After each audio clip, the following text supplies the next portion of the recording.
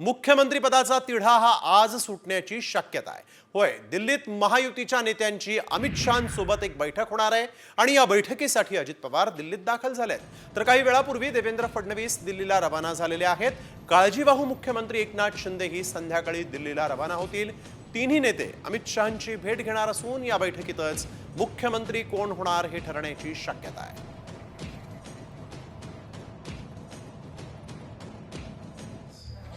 एकनाथराव शिंदेजी, मी, देवेंद्रजी आणि आमचे तिन्ही पक्षांचे काही प्रमुख सहकारी असं आम्हाला एकत्र बोलवलेलं आहे। आम्ही एकत्र चर्चा करू। भारतीय जनता पक्षाच्या जागा जास्त असल्यामुळे मोदी साहेब आणि अमित भाई जो निर्णय घेतील तो त्यांना मान्य असेल।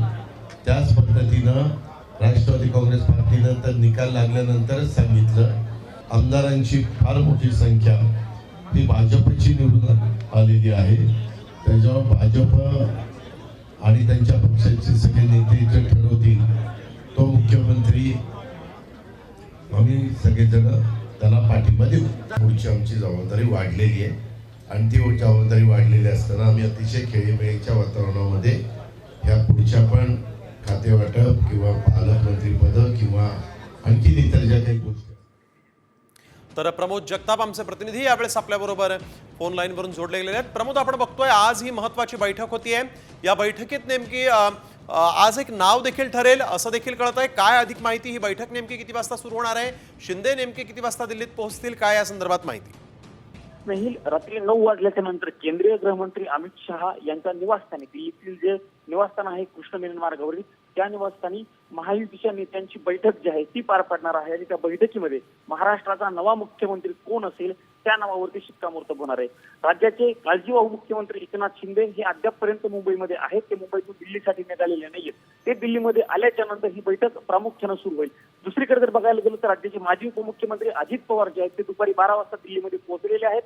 थोड्याच वेळामध्ये देवेंद्र फडणवीस हे देखील दिल्लीमध्ये पोहोचणार आहेत आणि हे तीनही प्रमुख नेते आणि सोबतच त्यांच्या पक्षाची नेते म्हणजे भाजपकडनं प्रामुख्याने जर सांगायला गेलं आपण तर चंद्रशेखर बावनकुळे असतील किंवा प्रफुल्ल पटेल आणि सुनील तटकरे हे देखील नेते या बैठकीमध्ये उपस्थित असणार आहेत। स्नेहिल हे सांगितलं पाहिजे की आजच्या बैठकीमध्ये फक्त मुख्यमंत्री पदावरती शिक्कामोर्तब होणार नाहीये। कोणत्या पक्षाच्या वाटेला किती खाती येतील आणि कोणती खाती असतील या अनुषंगाने देखील आजच्या बैठकीमध्ये प्रामुख्याने चर्चा होणार आहे। ढोबळमानानं जर बघायला गेलं तर निवडणुकीच्या अगोदर हे सगळे प्रमुख नेते बसलेले होते आणि त्यांनी कुठल्या पक्षाला किती खाती येतील या अनुषंगाने जरी तेव्हा चर्चा केलेली असली तर तेव्हा शिक्कामोर्तब केलेलं नव्हतं। त्यामुळे आजच्या बैठकीमध्ये कोणत्या पक्षाला किती खाती मिळतील आणि साधारणतः नावं देखील कोणती असू शकतात त्या अनुषंगाने चर्चा होईल हे सांगावं नक्कीच। प्रमोद, आपण बघतोय की या बैठकीचे सगळे अपडेट्स आम्ही वेळोवेळी तुमच्याकडून घेणार आहोत। तुर्तास धन्यवाद आपण दिलेल्या या सविस्तर माहितीसाठी। तर